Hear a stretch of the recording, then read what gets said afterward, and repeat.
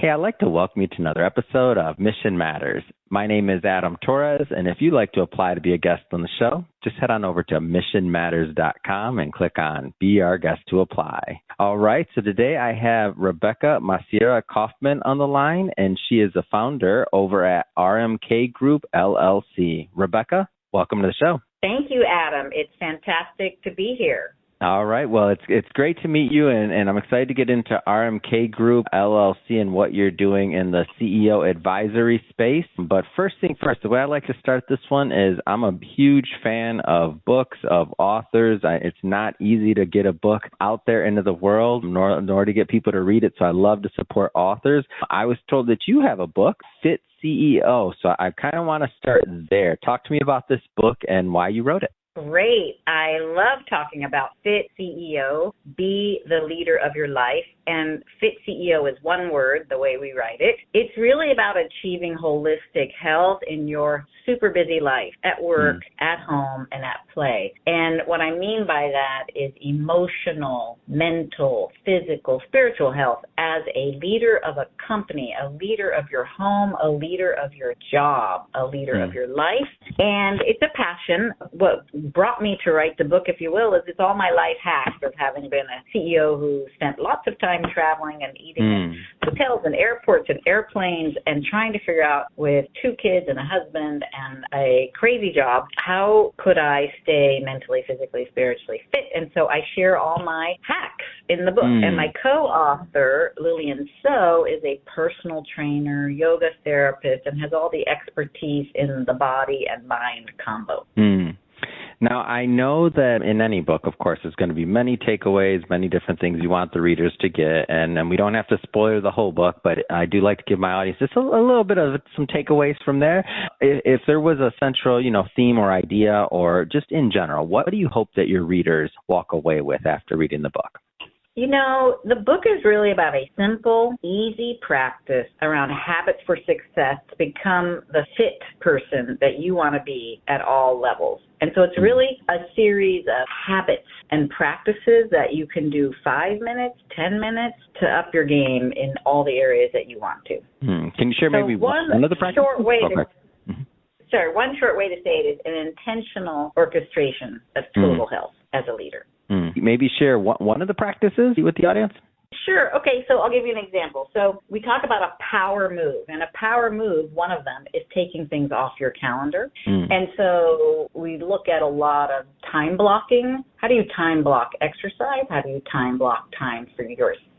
Time blocking time for your business. And so a lot of the habits are around, that one example is we give some insights into time blocking. Another example would be little things like park 2 blocks away from where you're going and add 4 or 5 minutes of walking. Another example is a lot of talking about walking meetings. I used to do walking interviews. So instead of sitting across the table from someone face to face, if it was a nice day, let's go out and do a walking interview, either both of us on our phones or both of us in person. What an amazing way to meet somebody. I used to walk with most of my candidates. And not only did I get my steps in, but it was a much more relaxed, less intense interaction. That sounds lovely to me. I like it. I want to switch gears here a little bit. RMK Group LLC. Maybe tell me a little bit more about the business, please.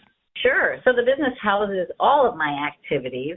My main activity within the business is advising CEOs or C-suite members, primarily CEOs and primarily startup CEOs, but I do have larger company CEOs and private company CEOs or C-suite. So I'd say the most common is either the founder and the co-founder as a client, working through things like what's the culture of the company going to be? What's their intentional plan of attack to be successful? How are they going to communicate? How are they going to build a high-performing culture? So for some, I bring my 30-plus years of experience to their, let's say, 10 years of engineering brilliance. And for others, they may have all that experience, but not necessarily running a larger employee base. So I have clients that they're a startup, but they have 800 employees. And so they've never built the systems that you need to manage through other leaders to manage your growth and your culture and your client success. So that's my main business. The three other areas I house under RMK Group LLC is I speak on leadership in the book. So FitCEO sits there, and all the leadership speeches or talks or keynotes that I do. And then I'm also a director on boards, and so some of that I house within that total business. How did you get into the business of advising CEOs? Like, where'd that begin for you? Well, my career journey is 30 plus years of financial services. I've had roles such as president of a bank, CEO of a bank, chairman of a bank. I've done a lot of turnarounds. And so my expertise really is leading large teams to high performance. And I wanted to help, if you will, the ecosystem of where I live. I live in San Francisco. So when I decided to leave corporate America, where my last team was, 2,400 people, I wanted to come back and offer the skills that I had, but more in the startup ecosystem here. And it's been a win-win. So most of my referrals come from venture capitalists or the lawyers who advise these firms. So when someone starts a company or is going through multiple phases of funding, they'll often want to bring in advisors with expertise in different areas. So I really bring in that management, company building expertise. Sometimes they'll have a second advisor that's more of an industry expert. I am an industry expert in financial services, but often they'll bring in, let's say, an M&A expert or a compliance expert, or depending on what their business model is. And so, very interesting. What are some of the challenges in today's market that you see some of these startup CEOs having? Like, what are some of the challenges they're facing?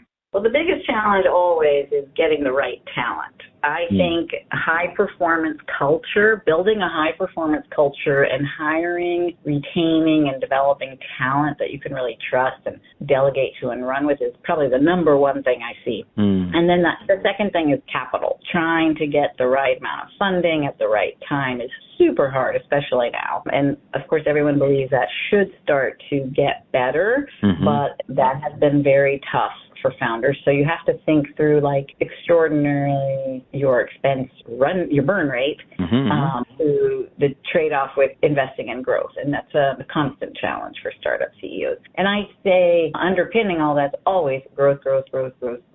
Yeah. And then trading how much growth versus profitability. So we work through a lot of that. But number one is always people, amazingly. Yeah. We need people.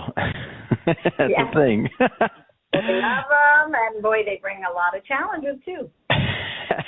I think the area that I do focus with a number of my CEOs, depending on where they are in their phase, their company phase, is also board relations. Because when you start, you don't always have a board, but as you grow, the VCs want to be on your board, and then as you bring in independent directors. And so I'll work with a number of CEOs on what is the board dynamic, board culture, board development, who are the right members of the board, and how can they have the best relationship with the board to grow the business and really tap into the expertise of the board. So there's a lot of work there. We could go on and on, but those are the kinds of areas that I help these companies with. Yeah. And taking it a step further, I understand that there are some pillars that you coach on in terms of when it comes to running a business in general. Can you speak on those a bit?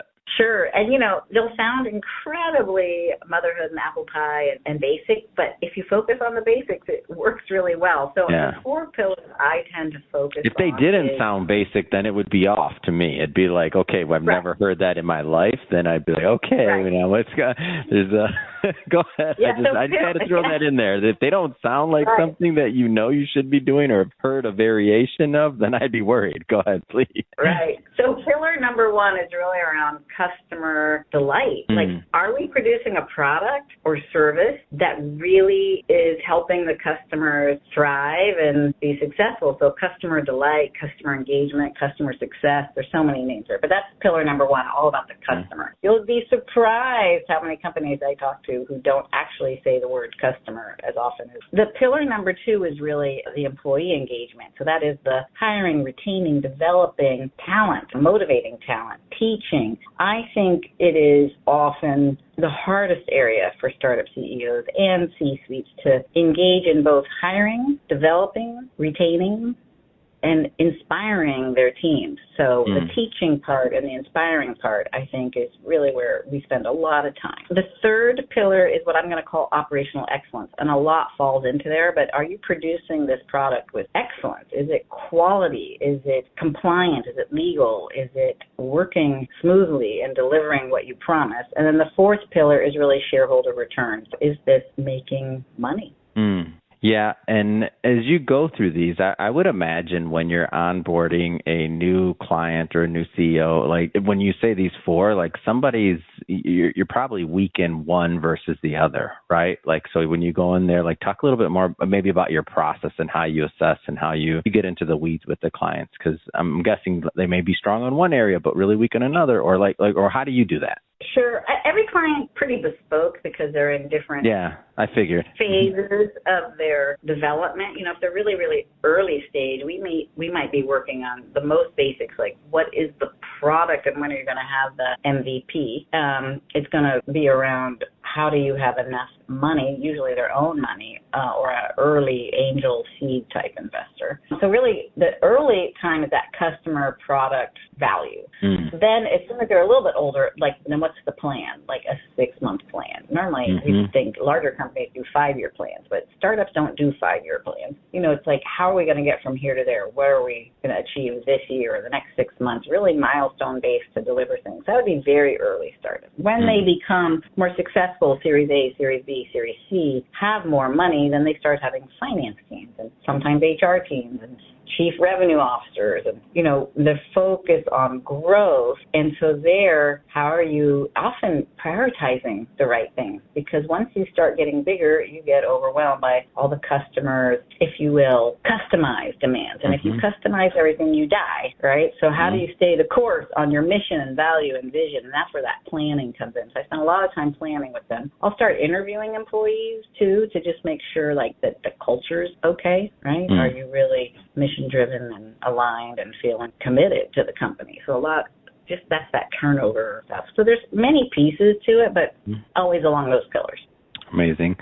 Rebecca, this has been a lot of fun having you on the show, and I've enjoyed learning more about your book, FitCEO, and also RMK Group, LLC. That being said, if the audience, if somebody wants to check out RMK Group, LLC, or also even just pick up a book, so FitCEO, Be the Leader of Your Life, how do they do that? Sure. So easily, the book, FitCEO, one word, is on Amazon. You can, if you prefer or it's Audible or Kindle, but if you prefer a small bookstore, you can go to Booktopia or just order it at any bookstore. But the Get It Tomorrow book is Amazon. And then my website is rmkgroupllc.com. And there has the links to the book and Amazon, and it has descriptions of my work. And for clients who are willing for me to list who they are, they're listed and scrolling at the bottom of the screen. And then also on my website are other podcasts as well as articles I've written if you want to see more about 4-pillar culture or innovation or boards. Amazing. And for everybody that's listening, just so you know, we'll definitely put those links in the show notes, so you can just click on the link and head right on over and pick up a copy of that book, FitCEO, Be the Leader of Your Life. Definitely do that, and check out the RMK Group LLC website as well. And speaking of the audience, if this is your first time with Mission Matters and you haven't done it yet, hit that subscribe or follow button. This is a daily show. Each and every day we're bringing you new content, new ideas, and hopefully new inspiration to help you along the way in your journey as well. So again, hit that subscribe or follow button. And Rebecca, thank you so much again for coming on the show. Thank you, Adam. It has been a real pleasure.